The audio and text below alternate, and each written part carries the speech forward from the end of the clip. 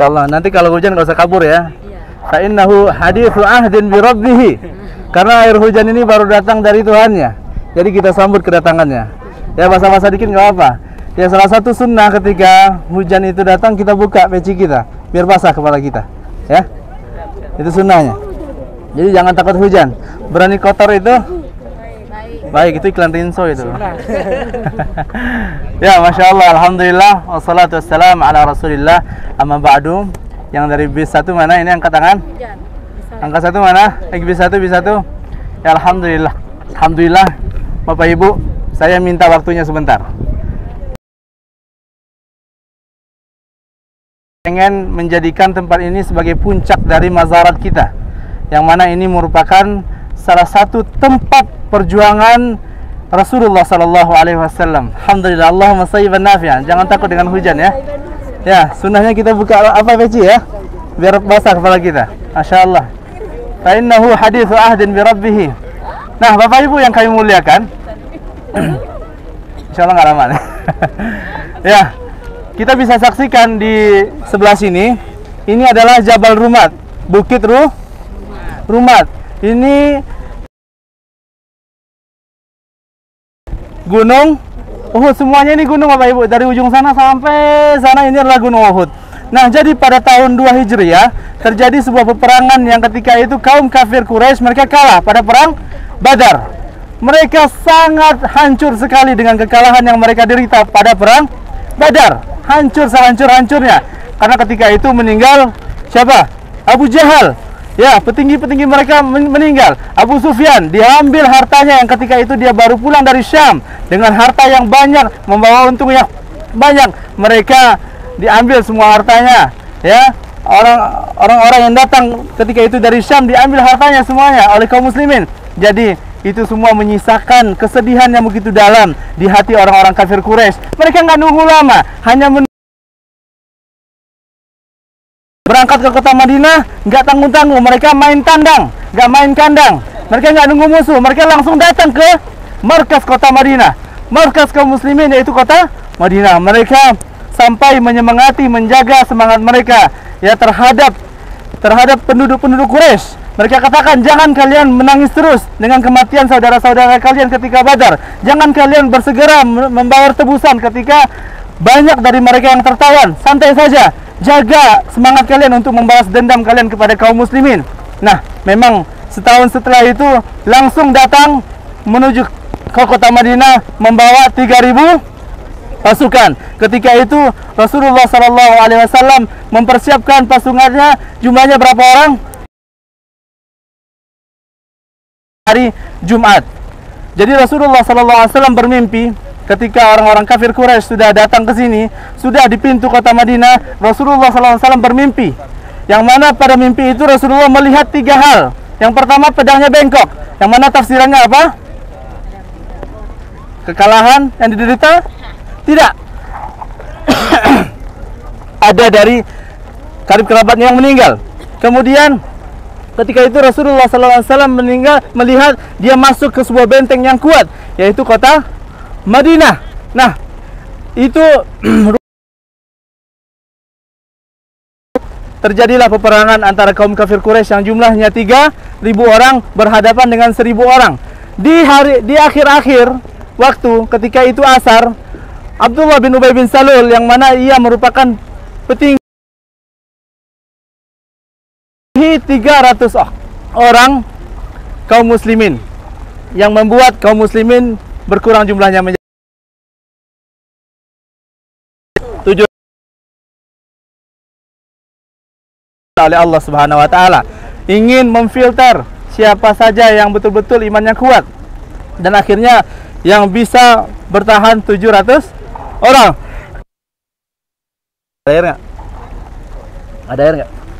Ada air? Nggak apa? Ya.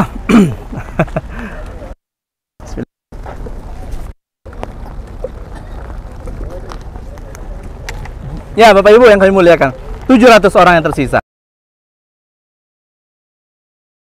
Yang 1 orang, bahkan ada yang bisa dari Allah Subhanahu 700 orang mereka tetap berada di sini. Rasulullah memilih 50 orang untuk mereka berjaga-jaga di Gunung Rumat yang dipimpin oleh Abdullah bin Jubair bin Nu'man Al-Ausi. Pemanah, gunanya apa? Kita kenali dulu medannya. Orang kafir Quraisy datang dari sebelah sana, dari belakang sana.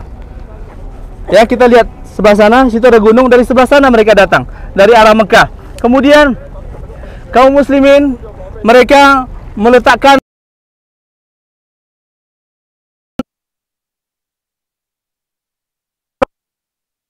jaga kalau sekiranya ada pasukan yang masuk dari belakang. Kita bisa lihat dari sebalik gunung ini ada kayak lembah kecil. Ini dinamakan dengan lembah Qanat, yang ini merupakan tempat masuknya Khalid bin Walid ketika itu, yang belum masuk Islam ya, yang mana menyerang kaum muslimin dari belakang. Ya, 10 orang para pemanah di gunung ini, Rasulullah mewasiatkan kepada mereka, kalian jangan turun, menang atau kalah jangan turun. Meskipun kita sedang dibunuh, dibantai di bawah, kalian tetap berada di atas. Meskipun kita sedang mengambil harta rampasan di bawah, ya kita sudah menang, jangan kalian turun. Itu pesan dari Rasulullah SAW. Pesan Rasulullah ini, Rasulullah itu berbicara dengan hawa nafsunya? Tidak, itu adalah wahyu dari Allah Subhanahu wa taala. Nah, berjalanlah perang, berkecamuklah perang di sini. Akhirnya banyak dari kaum kafir Quraisy yang sudah tidak kuat lagi dengan yang dilakukan oleh Rasulullah SAW. Rasulullah menjadi pasukan belakang mereka, yang mana mereka kalau seandainya diserang, mereka tetap berada di posisi yang aman karena ada gunung di belakangnya. Jadi Rasulullah bergerak ke depan terus, ke sana, bergerak terus, bergerak sampai di sana, sampai kocar-kacir. Kalah orang-orang kafir. Semuanya banyak yang mati dari kaum kafir Quraisy, luka-luka. Perempuannya pun juga lari-lari sampai mereka mengangkat sandal mereka, lari-lari ke bukit. Dan ini merupakan sebuah aib bagi orang-orang jahiliyah. Perempuan-perempuan mereka lari terbirit-birit naik ke atas bukit. Ketika itulah diuji kaum muslimin. Ketika itulah diuji keimanan kaum muslimin. Para pemanah mereka diuji keimanan mereka dengan perintah Rasulullah SAW. Menang atau kalah, turun atau tidak? Tidak turun. Nah, dari mereka ada yang tergoncang imannya. Mereka tidak sabar melihat orang berebut harta rampasan perang di bawah.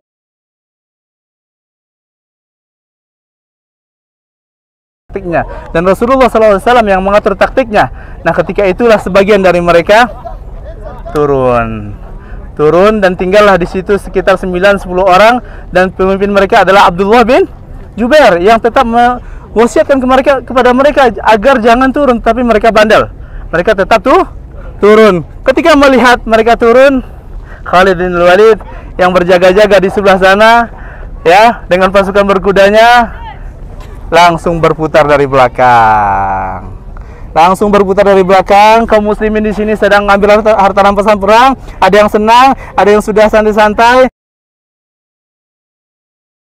Kali lagi karena sudah merasa menang, datanglah Khalid bin Walid dengan 200 ekor unta, datang dari belakang dan menyerang kaum muslimin dari belakang.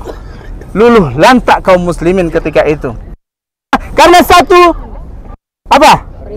perintah yang dilanggar oleh kaum muslimin. Bagaimana dengan kita yang siang malam kita melanggar perintah Rasulnya? Tidak mau juga tutup aurat, ya. Jangan dengarkan musik juga. Ya, jangan melakukan yang haram, kita tetap lakukan yang haram. Nah, satu pelanggaran kepada Rasulullah itu sudah cukup untuk menjadikan kita itu kalah.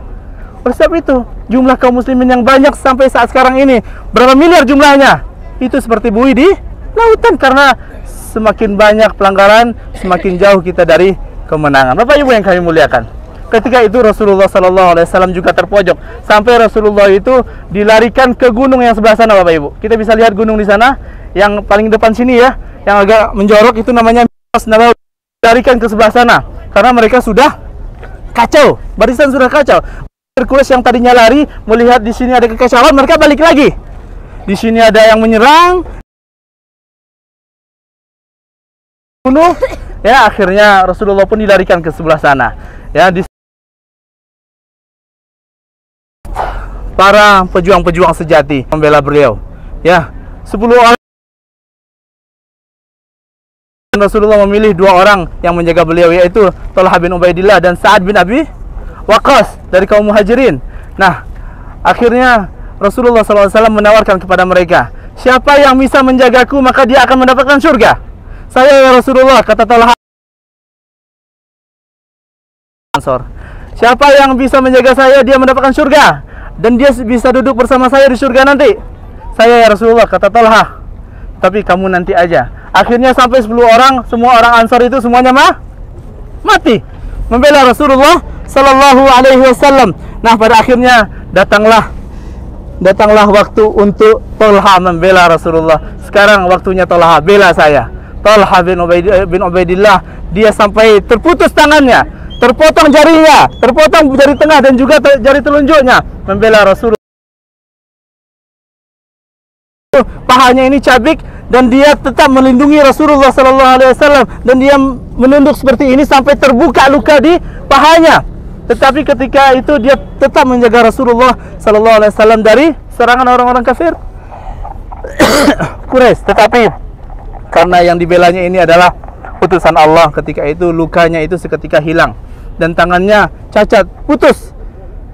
Dan ketika itu para sahabat mengatakan, salah satunya Abu Bakar, kalau seandainya seseorang bercerita tentang Uhud, maka Thalhah bin Ubaidillah, dia yang menjaga Rasulullah sampai darahnya ini berserak-serak kemana-mana, tetapi dia masih hidup. Dan dialah yang dikatakan oleh Rasulullah SAW, mayit yang masih hidup, syahid yang masih cerita. Muhammad namanya, Abdullah, mohon maaf. Dia yang mengatakan bahwasanya ada 27 tusukan untuk membela Rasulullah SAW ketika tangannya itu terpotong oleh serangan-serangan kafir Quraisy. Ketika itu dia bilang, Thalhah, kalau seandainya engkau mengatakan bismillah, maka sesungguhnya dengan kata-kata bismillah itu cukup mengangkat namamu di atas arsy sana. Allah akan mengangkat namamu, sedangkan orang-orang semuanya melihat kamu. Nah, di sini kita melihat bahwasanya disunahkan ketika kita terjatuh luka, kita membaca bismillah. Ya, artinya apa? Dengan menyebut nama Allah, ya kita persembahkan apa saja yang ada dalam diri kita, kita persembahkan kepada Allah Subhanahu wa taala. Nah, Bapak Ibu yang saya muliakan, banyak sekali kisah-kisah heroik para sahabat.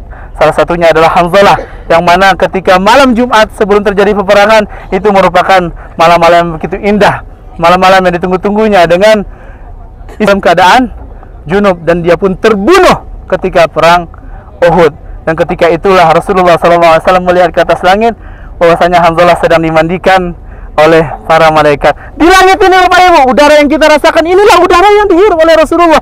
Tanah yang kita pijak sekarang inilah tanah yang dipijak oleh Rasulullah. Inilah yang menjadi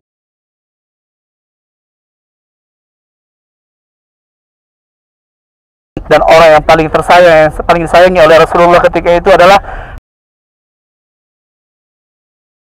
yang Rasulullah SAW sangat sedih sekali dengan meninggalnya paman beliau yang menjaga beliau sejak Mekah, Madinah, dijaga Rasulullah SAW, dan ketika itu beliau wafat. Dan masih banyak sekali kisah-kisah lainnya,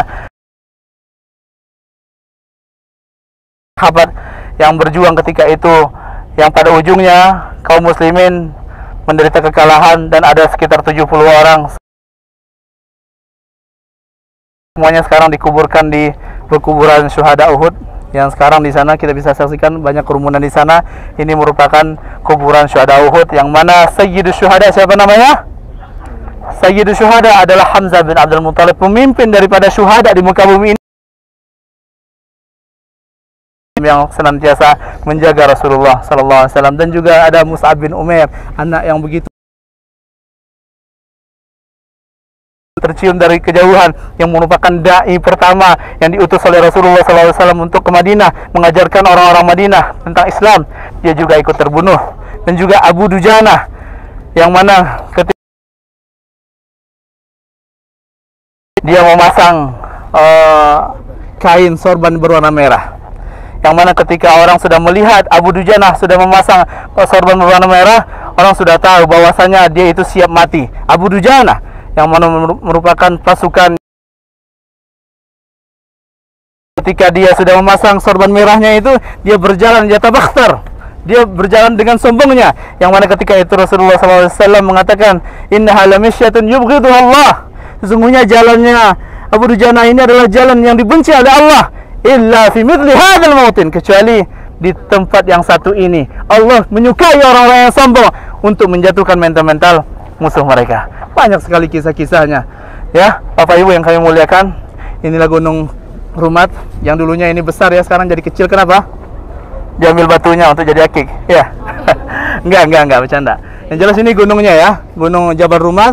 Jadi dulu kita waktu belajar SD, kaum muslimin itu memutari Gunung Uhud, itu salah. Yang diputari itu adalah gunung para pemanah, enggak besar, kecil ya, kecil. Ini adalah Gunung Uhud. Rasulullah SAW ketika datang dari safar, Rasulullah mengatakan hadhihi Taibah, hadhihi Taibah, ini adalah kota Madinah, Taibah, baik. Karena memang di sini baik semua di sini. Nyaman di kota Madinah, nyaman tidak Bapak Ibu? Nyaman, mau tinggal di sini tidak? Tinggal di sini. Bayar iqamah. Amar Tour and Travel. Ya Bapak Ibu yang kami muliakan. Ya.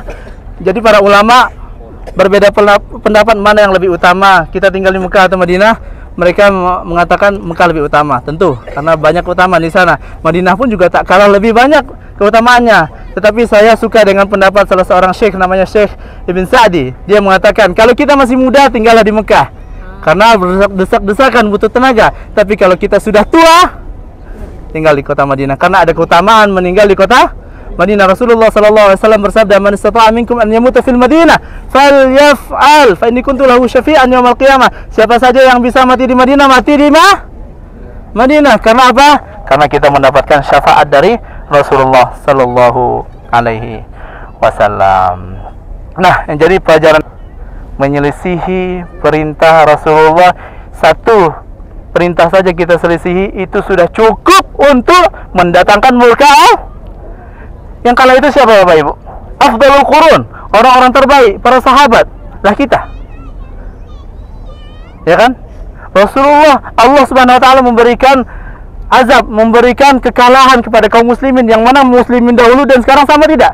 Tidak sama, mereka lebih afdal. Tetapi Allah juga marah kepada mereka, apalagi kita yang kita jauh sekali dari zaman tersebut. Mungkin itu saja. Wassallallahu ala nabiyina Muhammad. Ayo. Nggak ada apa ya, nggak usah naik, kita lihat aja di sini. Ada pertanyaan? Kalau naik berbahaya ya, berbahaya, apalagi kalau sandalnya sandal jepit, berbahaya. Kalau di sini kalau jatuh langsung ke bawah Bapak Ibu, karena nggak ada pohon. Emang jatuh itu ke bawah, tapi beda-beda. Kalau ini sampai ke bawah ya.